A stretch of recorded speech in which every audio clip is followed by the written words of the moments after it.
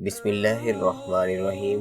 پیارے دوستو، السلام علیکم۔ امید کرتا ہوں آپ سب خیریت سے ہوں گے۔ اللہ رب العزت تمام لوگوں کو اپنے حفظ و امان میں رکھے، آمین۔ بغداد کے ایک خلیفہ کو اپنے بیٹے کی شادی کرنا تھی۔ انہوں نے پورے شہر میں اعلان کروا دیا کہ جس گھر میں جوان لڑکی ہے اور قرآن کی حافظہ ہے، وہ اپنے گھر کی کھڑکی میں رات کو ایک شمع روشن کر دے۔ اس رات پورے شہر کی کھڑکیوں میں شمعیں روشن تھیں۔ ان کے لیے فیصلہ کرنا مشکل ہو گیا۔ اگلے دن اعلان کروایا کہ جس گھر میں موجود لڑکی حافظ قرآن ہونے کے ساتھ ساتھ موطا امام مالک کی بھی حافظہ ہے، وہ رات کو اپنے گھر کی کھڑکی میں شمع روشن کرے۔ اور اس رات بھی آدھے سے زیادہ شہر کی کھڑکیوں پہ شمعیں روشن تھیں۔ کتنا حسین منظر ہوگا۔ ہر گھر میں کھڑکی پہ روشن شمع صرف روشنی کی نوید نہیں، بلکہ یہ بتاتی تھی کہ اسلام کا مستقبل بھی روشن ہے۔ وہ شمعیں اس بات کی نوید تھی کہ ایک بہترین نسل کو پروان چڑھانے کے لیے مناسب اور بہترین تعلیم دی جا چکی ہے۔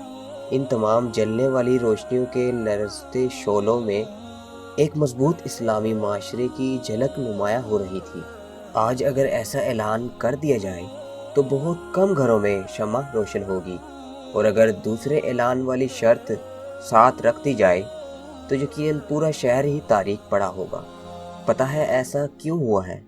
کیونکہ آج ہمیں فضول اور بے بنیاد تعلیم کے چکروں میں پھنسا دیا گیا ہے۔ آج کی عورت کو مرد کے شانہ بشانہ کھڑا ہونے کے خواب دکھا کر اسے حساب کتاب کے بھنور میں دھسا دیا گیا ہے۔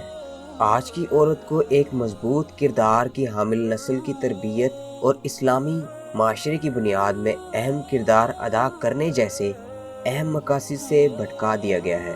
آج کی عورت کو ٹی وی پہ بیٹھ کر مارننگ شوز میں فضول عنوانات پر مباحث اور فضول اور بے مقصد کاموں کی طرف اپنی ہی جیسی عورتوں کو راغب کرنے پر لگا دیا گیا ہے۔ آج کی عورت کو انعامی مقابلوں میں چھینا چھپٹی کر کے 2 ٹکے کے تحفے حاصل کرنے پر لگا دیا گیا ہے۔ بے شک ہم لوگ اسلام سے دوری اختیار کر رہے ہیں۔ ہم آہستہ آہستہ آخرت کو بھول رہے ہیں اور دنیا کی رنگینیوں میں ایسے مگن ہو جاتے ہیں کہ جیسے ہمیں کبھی موت ہی نہیں آنی۔ اللہ رب العزت ہم سب کو دین اسلام کے احکامات پر عمل کرنے اور انہیں دوسروں تک پہنچانے کی توفیق دے، آمین۔ امید کرتا ہوں آپ کو یہ ویڈیو اچھی لگی ہوگی۔ ویڈیو اچھی لگی ہے تو ویڈیو کو لائک کیجئے، شیئر کیجئے اور کومنٹ سیکشن میں اپنی رائے کا اظہار ضرور کیجئے گا۔ اللہ رب العزت تمام لوگوں کو اپنے حفظ و امان میں رکھے۔